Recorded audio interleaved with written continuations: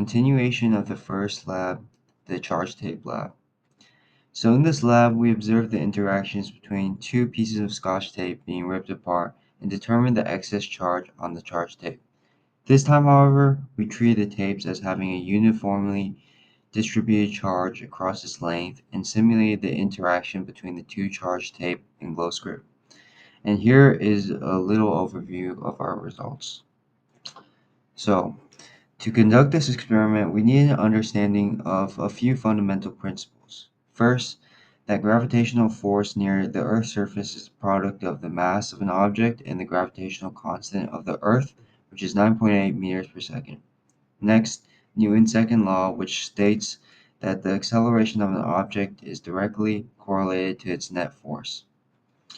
Additionally, we treated the tape as having a uniformly distributed charge across its length, with the observation point being perpendicular to the charge tape on the center of the tape. Finally, we used the Coulomb's law of electric force, which is given by the equation below. We used the magnitude of the electric force in this lab, which does not have a unit vector r hat.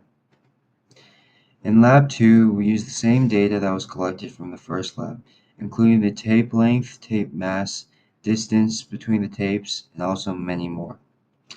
So, since we are assuming that the tape acts like a uniformly charged rod in this case, we can use the equation for the electric field of the uniformly charged rod to estimate the charge of the tapes. We first set the magnitude of the electric force equation to the magnitude of the force produced by the gravity on the tape. Then we know that the electric force equals the product of the charge and the external electric field. And finally, we treat the top tape as a point charge because we treat the bottom tape as a point charge because it is the observation point, and the top tape as a charge rod. Now, let's go over our computational model, starting off with our constants. As you can see, we've defined many important constants, including our K constant and gravitational constant.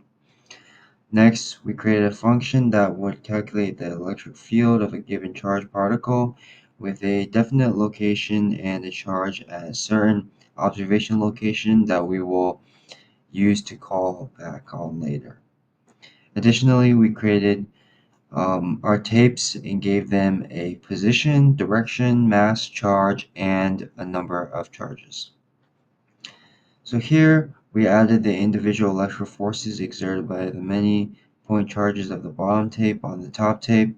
You can see here that we called our previous E-field function when solving for dE at dq top by dq bottom. And finally, after solving for our net electric force, we then create two model arrows that would each model the different force exerted on the top tape, one being the force of the electric field of the bottom tape and on the top tape, and the other being the force of the gravity on the top tape.